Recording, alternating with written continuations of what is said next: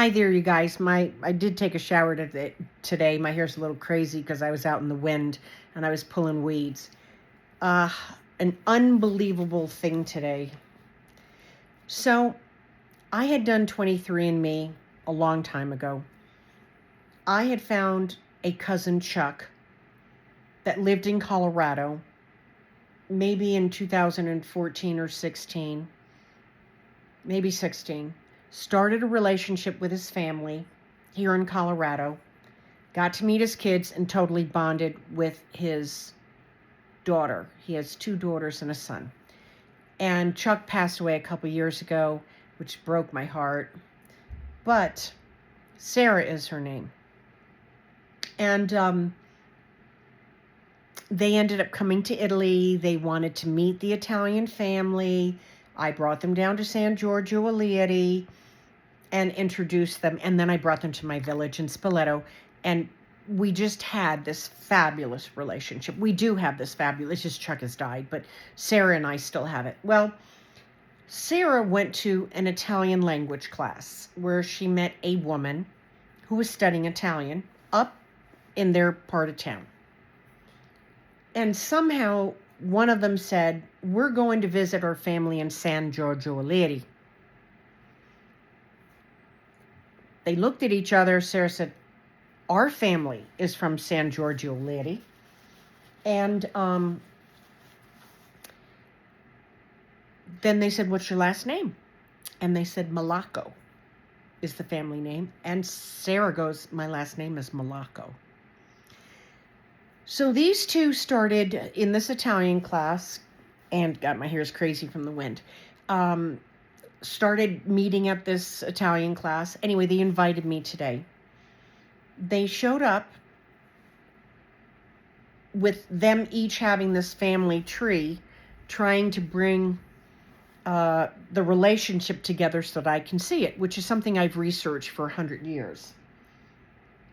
And I've also done the 23andMe, but there was this woman, Laura Jean, that kept showing up really close in my DNA in Colorado, which I tried to contact her many, many years ago, and I never heard from her.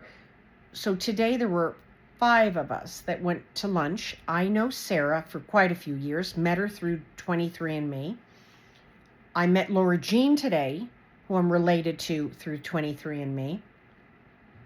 And then I met Laura Jean's cousin, Natalie, and I met Joe, which I didn't focus on Joe because I was focusing on Natalie and Laura Jean. There's somewhere I'm going with this. Between the 23andMe genetic testing, the passenger lists of Ellis Island that showed the documentation of when these family members came over, the information and the tree chart that Sarah had and the family tree chart that Natalie and Laura Jean had, they kept putting them over one family further than what the 23andMe was saying. And I kept telling them, I understand that's what you believe, but our genetic testing is showing you are closer than you are showing me on this diagram of this family tree. So I took the 23andMe data, I took Laura Jean and Natalie's information, I took Sarah's information, I took my knowledge, I took the Ellis Island documents and fed them all into ChatGPT. I went through tons of possibilities with all of the ages, and after we went over it, and over it, this is what we found.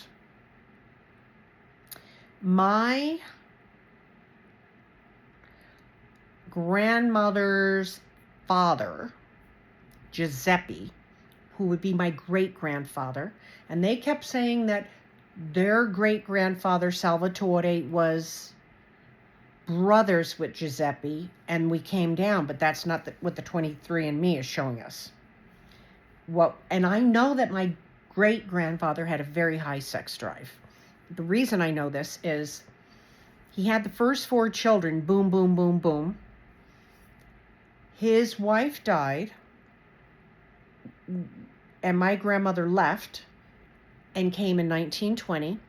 Immediately upon his first wife dying, he married my grandmother's best friend in the village, who was like 20 to 30 years younger than him.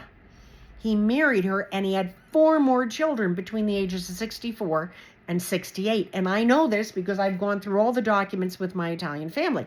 So that means 64 to 68, this guy was like pounding his new younger wife and had these 4 kids. What we figured out is the grandfather to these 2 women was probably my grandfather's illegitimate son. Domenico, who should have been the son of Salvatore, and Salvatore is the brother of Giuseppe, and on the family tree it looks perfect, but genetically it doesn't work.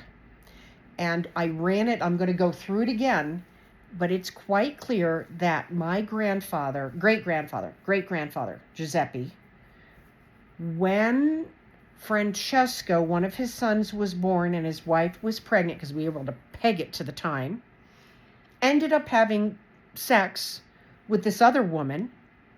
She was either married or not married. And if she was married at the moment, she ended up marrying Giuseppe's brother, Salvatore. So Domenico, who is their great-grandfather, is actually half-siblings with my grandmother from my great-grandfather. And we figured that out today, which would make sense because my grandfather, that great-grandfather, had a very high sex drive. And so he frickin' cheated on his wife. It's a fact he cheated on his wife, because I know when his wife died, and I know the story from my grandmother. The question is, the woman he cheated on with, my grandmother's mother, the woman he cheated on, was that woman married to his brother and she cheated on her husband?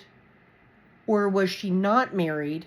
He got her pregnant, and then she had to marry Salvatore to fix the problem that Giuseppe had caused. Anyway, is this crazy? That's what came out of it. Meanwhile, I have a 63-year-old and a 66-year-old cousin. The 63-year-old is right in the frickin' town next to me. Anyway, this is just crazy, you guys. I mean, this is crazy. At some point, I'll put up more of the documents, but unbelievable.